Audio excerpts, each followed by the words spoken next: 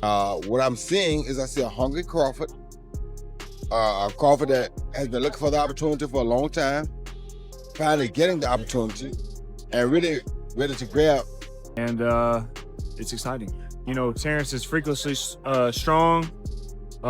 He can punch. He's got good crack. He can fight from both ways. Orthodox, southpaw. He can fight at mid-range, close range, outside, and he can fight going both ways. So it's exciting. It's exciting. I'm going with Terence Crawford. You know, big weight jump, a dangerous fight, but somebody's got to prove to me that they can break Terence Crawford's will and that he can't figure it out against you. Few potential matchups in boxing history ignite as much heated debate as a fantasy showdown between Floyd Mayweather Jr. and Terence "Bud" Crawford. Both fighters stand as the ultimate representation of excellence in their respective eras. Experts, analysts, and former champions have all weighed in on who would come out on top if these two boxing geniuses ever shared a ring. This discussion goes far beyond skill. It's about legacy. Mayweather's flawless precision and defensive mastery versus Crawford's unmatched versatility and ruthless finishing instinct. Definitely one of the greatest. He's done shit that Floyd Mayweather ain't done. Like what? Like what? The audience that don't know. He is Two-time a two-time undisputed champion. Floyd wasn't a one-time undisputed champion. So he has all the belts in one division and then moved up and got all the belts in another division. I don't know if that's ever happened in the history of boxing. Yes, and he beat the man. And he beat the man. Let's give Terence Crawford his flowers, Yes. because everything he said he was going to do, He done it. he did it. Floyd Mayweather retired with a spotless 50-0 record, one of the purest legacies the sport has ever seen. His career was built on victories over champions from 5 different weight classes, all conquered with surgical precision. Known for neutralizing every style imaginable, from aggressive punchers to slick technicians, Floyd's defensive genius and ring IQ became the gold standard in boxing. Floyd Mayweather stopped Conor McGregor in the 10th round to improve to 50-0 in what he says will be his final fight. I actually believe him this time, Max. What's his legacy? Well, he's one of the great pure boxers who ever lived. He has never cheated himself. He always was in condition. He had no off nights. That's why he won every fight. It's one of the reasons. Enough because he's one of the best to ever do it, and because he was always prepared over a very long amateur and pro career. Amazing. Another reason is he carefully selected opponents, knew when and where and when and who to fight, and basically changed the paradigm in boxing. I'll translate. He flipped the script. I mean, really, boxing is basically, and this is just the way it is, and I'm a huge boxing fan, and I make no apologies about it, but it is fans and networks essentially exploiting fighters. That's how it works. We want to, and we demand a level of dedication and risk-taking with your health that's insane, right? Like, someone's getting their head beaten every which way, and if you quit, you don't have heart. You can't be a great fighter, which is true, by the way. It's a blood sport. And usually fighters wind up broke and punch drunk. And Floyd Mayweather flipped the script. He said, no, I'm not going to let the game play me. I'm going to play the game. Crawford, on the other hand, has quietly constructed one of the most complete legacies of the modern era.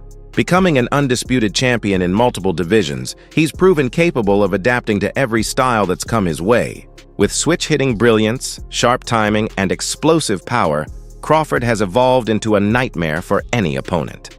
His dominance at welterweight has elevated him into the pound-for-pound conversation, a realm where only Mayweather's shadow still looms. Naturally, professional fighters and analysts haven't stayed silent on the debate. Everything is on Terence Crawford's side, all the legacy, meaning he only has the opportunity to win the belts. Saul only has an opportunity to defend them. Terence Crawford has an opportunity to be in a 5 division and the only person to win all 4 belts in 3 separate weight divisions. Why is Saul taking this fight? And I'm going to tell you why. Because there's some things in life more important than just the belts. And that 20-year career that Terence Crawford made, that all that he has is very valuable. Very, very valuable. He had 1 foot out the game. And if he can be the man to defeat him, because remember, if Saul beats him, Terence Crawford was the first man to get all 4 belts in 2 separate weight divisions. Yes, I beat that champion. Yes, I beat the multiple division champion, and he had the Oscar De La Hoya, who faced Mayweather himself, recently stated that Floyd still stands as the superior fighter. He argued that Mayweather's flawless record and unmatched technical mastery make him nearly untouchable in head-to-head comparisons. De La Hoya's opinion reflects the respect many from boxing's old guard have for Floyd's consistency at the highest level. On the opposite end, Canelo Alvarez, who shared the ring with both men in different eras, sparked controversy by declaring that Crawford is better than Mayweather. Canelo praised Bud's ring IQ, adaptability, and dominance, saying his recent wins show a higher level of versatility. Coming from someone who's fought both, Canelo's perspective carries tremendous weight. I have to disagree because Floyd Mayweather toyed with Canelo. Like, he literally toyed with him. He didn't get hit at all. Not one time. And Crawford, yeah, he's more of a fighter, boxer. Mayweather's more of a boxer. But I have to disagree. I think Mayweather is much more superior than Crawford. Not just because he beat me and it was a close fight, whatever, you know, or that I stepped in the ring with Mayweather, but I really feel that technically Mayweather's a better fighter. You faced Mayweather, what, you were 23 years old, I believe? 23. And Just again, turned 23. yeah, you just turned 23. You didn't have a lot of seasoning. I know people will say, oh, he had a lot of fights. Well, you didn't have an amateur career. You started boxing at 15 as a pro, Yeah. right? Yeah. So you gave up the weight concession. You gave up the rehydration clause. And I always thought if you would have faced him, you know, with some more seasoning, it would have gone differently. You know, he deserved the position in that moment because, you know, Floyd Mayweather is one of the best fighters in the boxing history, and he deserved the position in that moment. You know, I try to make history, and I try to put myself in the very top in that moment. But for some reason, doesn't happen, right? And yeah, like you say, if I had that fight with Miguel Angel Cotto first and all these kind of fights, and then fight Mayweather, maybe go in the different way. But you know, we never gonna know. And I learned what from that fight, and like I say, things happen for a reason.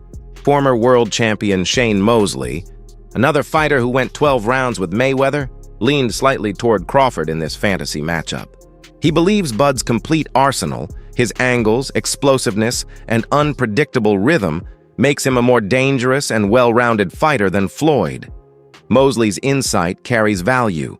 After all, few understand Mayweather's brilliance better than those who faced it firsthand.